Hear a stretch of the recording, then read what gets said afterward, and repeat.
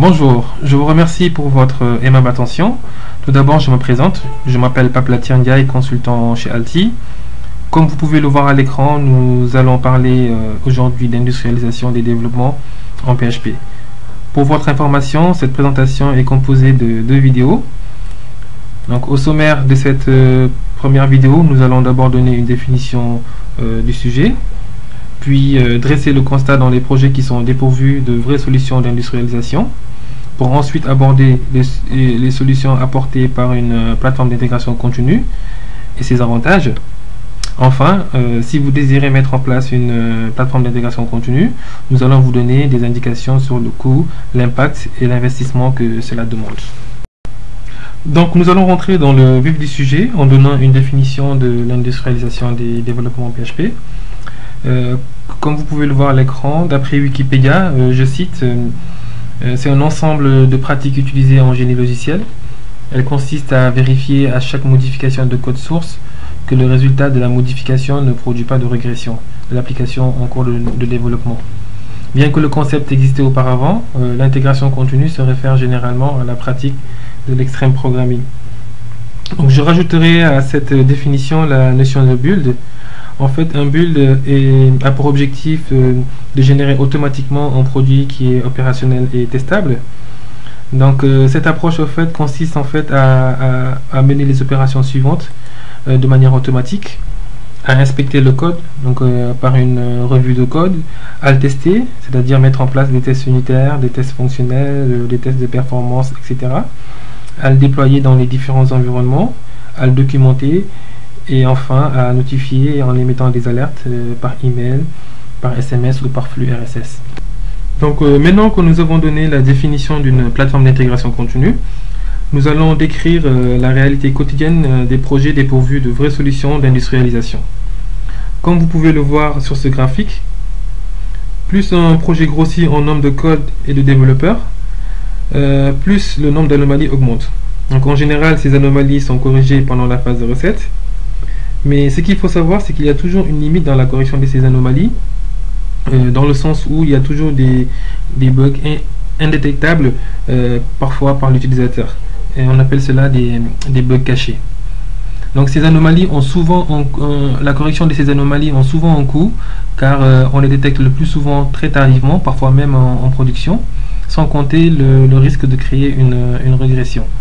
De plus, quand on relivre une fonctionnalité, on demande souvent au client de retester ce qu'il avait déjà testé, ce qui est parfois très ennuyeux pour le client. Et un dernier point, nous convenons que dans les gros projets dépourvus de plateforme d'intégration continue, les déploiements sont souvent très laborieux, car en effet, il faut déployer la base, déployer les scripts, sans compter la gestion des dépendances. Maintenant, face à ce contexte, quelles sont les solutions ? Voici un petit rappel sur le cycle de vie d'un projet pour comprendre les solutions apportées par une plateforme d'intégration continue. Donc tout part de la définition des objectifs, de l'analyse des besoins ainsi que l'étude de faisabilité, de la conception générale et enfin de la conception détaillée. Donc en général, cette partie est assurée par le chef de projet. Ensuite intervient la phase de codage, d'intégration, de qualification, de documentation, de mise en production. Et enfin, intervient éventuellement une phase de maintenance corrective ou évolutive. Dans ce cycle, la plateforme d'intégration continue intervient dès le début du codage, c'est-à-dire à partir du deuxième point, jusqu'à la livraison du produit. Donc en effet, la plateforme d'intégration continue va accélérer en fait la mise en place d'un studio logiciel avec des éditeurs professionnels comme ZenStudio, des outils de travail collaboratif, des gestionnaires de sources comme Subversion ou Git, des outils de test, etc. Ensuite, la plateforme d'intégration continue va permettre d'automatiser l'exécution des tests pour vérifier qu'il n'y a pas de régression. Elle va générer des métriques qui permettront de mesurer la santé et l'avancement d'un projet et permettront surtout au chef de projet ou au client de pouvoir piloter correctement un projet. Donc l'autre point est la facilitation et le confort, on va dire, des déploiements qui peuvent se faire en un clic. Donc les solutions apportées par une plateforme d'intégration continue permettent de minimiser l'intervention humaine, et qui dit automatisation dit réduction des coûts et des anomalies.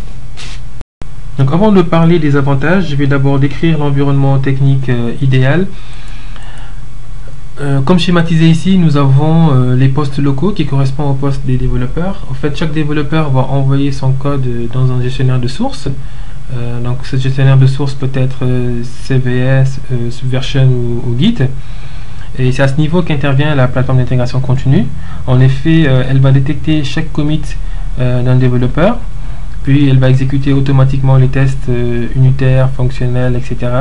Puis elle va générer des métriques et déployer l'application en environnement de développement, voire même dans les autres environnements, à savoir l'environnement de test, de pré-production et de production.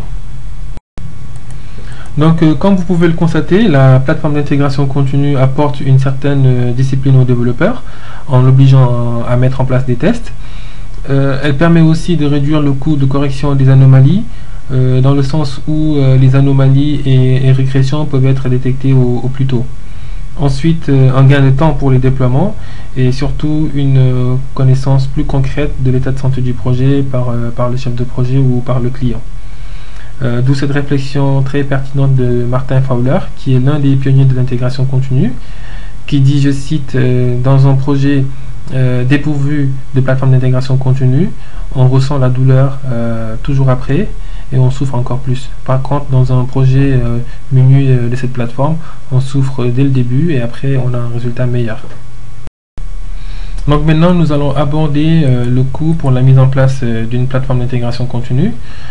Faut compter 1 à 2 jours pour l'installation de la plateforme en tant que telle. Donc cela dépend du nombre de projets, de la configuration du serveur, etc. Faut compter une demi-journée par projet pour l'automatisation avec Ant, Thing ou Maven. 1 jour pour la documentation et 1 journée par mois pour le support. Donc il faut savoir aussi qu'il y a un impact sur l'organisation du projet. Il faut la nomination d'un responsable de configuration et d'intégration. Il faut aussi une montée en compétence des équipes de développement, surtout pour le premier projet. Mais ensuite, il y a une capitalisation pour les projets suivants. Et surtout, responsabiliser chaque intervenant, surtout les développeurs, sur l'importance de la mise en place de tests unitaires. Donc, un petit rappel sur le retour sur investissement. Que gagne-t-on? Donc, réduction des coûts pendant les phases de livraison en recette ou en production, et surtout on obtient un produit de qualité et surtout fiable. Donc maintenant, pour conclure cette première partie, un petit conseil: commencez petit, c'est-à-dire commencer à mettre en place des tests unitaires, des tests fonctionnels dans son application pour avoir quelques métriques, et surtout rester pragmatique. Donc avoir un projet pilote aussi, et un point important, c'est communiquer sur l'existence de cette plateforme et avoir des retours sur son efficacité. Et enfin, le dernier point, faut savoir que la pertinence de l'intégration continue s'amplifie lorsque l'on conduit un projet avec des méthodes agiles. Et je finis juste par cette citation: l'intégration continue pouvant être automatisable. Qui dit automatisable dit réactivité, donc plus de réactivité dans nos projets.